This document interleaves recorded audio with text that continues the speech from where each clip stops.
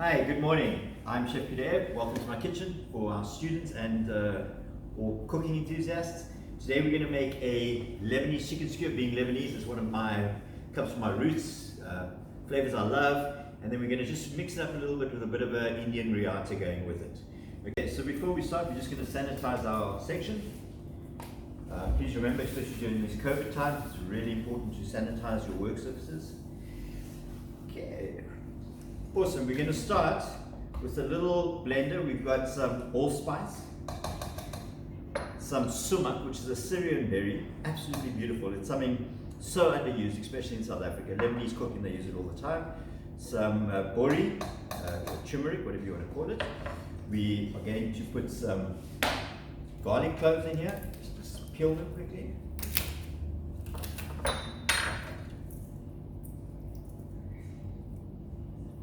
Lastly, some cardamom seeds and a bit of oil just to give it some aroma.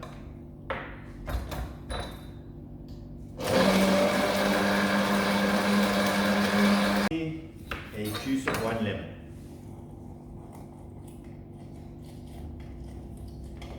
Let's just add that lemon juice into our mix. So this is the marinade that's going to go over our chicken skewers. Recommended to marinate it the day before because there's nothing that's going to dry it out. So there's no like salt or anything like that that's going to dry it out. So I would definitely say overnight, but if not, give it 2 to 4 hours minimum. Okay, so let's start on the chicken. Okay, so we are going to be using chicken thighs. Reason I like them because they've got a lot more texture, a lot more body, a lot more fat, and they aren't as dry. If you're using chicken breasts, by the time you've actually cooked them, they're so dried out, whereas this isn't. Okay, there's a chain bone on the end here which we need to take off. Right, and then you find the center bone. It's cut on either side of it. And voila! Now what we do is just trim off this excess fat, and we've got cut it into half. And we're going to be using 3 chicken thighs, which will give you about 6 pieces onto your skewer. Just cut on either side of the bone, and then just use your fingers and pull it out. Okay, and all the bones and the offcuts, you'll keep that together and make yourself a beautiful chicken stock from that. Okay, now we've cut the chicken. We're going to put it into our little dish. And we're going to marinate it. So we're going to take our marinade out of here, pour it onto the chicken. Okay, there we go. Now we're going to put that aside. As I said, I would normally marinate overnight, but let's look at about 2 to 4 hours. My section again, because we've had the raw chicken here, sanitize my knife. Make sure all the chicken pieces are gone. Make sure that's because salmonella is the real thing, guys. Got to be very careful with that. Make sure that you've got marinade all over the chicken. You want to massage it into here. Either use your hands or use a spatula, but get it completely coated. And remember, we haven't added salt or pepper yet. We're going to add that right at the end. Move on to the Raita, so let's move that away. We've got our sense of taste chili, which is 70% serrano chili, 30% garlic, salt and pepper, lemon juice. We've got some cumin, some mint, some yogurt, and lastly some red onion. So let's get this all together.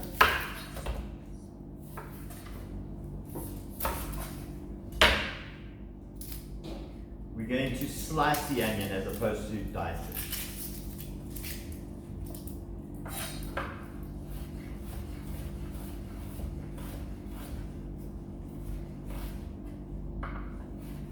Okay, so we've sliced our onion, and my choice of onion is red. It's a lot sweeter, gives you a beautiful flavor in your mouth as well. We've got the plain yogurt. Please don't put strawberry or any other yogurt, plain yogurt. We're going to add the onion to that. We've got some mint here, fresh mint. We're just going to chop it up. Remember, it's a nice rustic dish, so you don't have to do some fine mint in here. Only you can smell how beautiful this mint smells. the cumin, and lastly the sense of taste and garlic paste, and we're going to give it a good mix.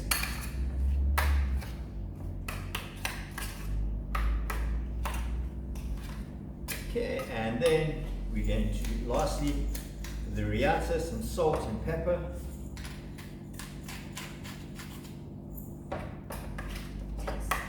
Let that sit for a while as well. Give that about an hour or two. Okay, I'm going to season my chicken now. Once the marinade's actually gone into the meat, giving it some beautiful flavor and some salt and pepper. And now we can start skewering it. So we take it, we put the skin on the outside so that it gets some beautiful color. You can put onion or anything between these, some mushrooms or whatever. I like to just keep it as it is. Get it into a little ball, skewer it, be careful you don't stab your hands. And you're going to put about 5 or 6 pieces on here. Just before we take it to the griddle pan, I'm just going to give it some salt on either side so that we know that it's going to have beautiful flavor. And we've got our griddle pan heated up. And we're going to take this, we're going to put it onto a griddle, which will give it some beautiful marks. If you don't have it, you can either do it on a braai, which I love because then you get that beautiful smoky flavor, or even in a pan, a non-stick pan. But definitely the braai would be the best option. Okay, make sure your griddle pan's very hot. You can hear that sizzle, that's what you're looking for.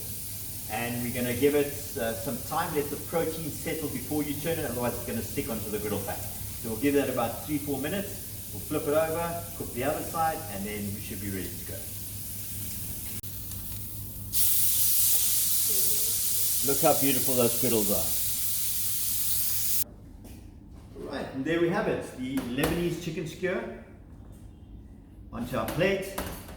The Raita, we're just going to put that down onto the side. Be generous with it, it's beautiful, and a bit more yogurt. And we're just going to garnish it with some pea shoots, just to give it some color.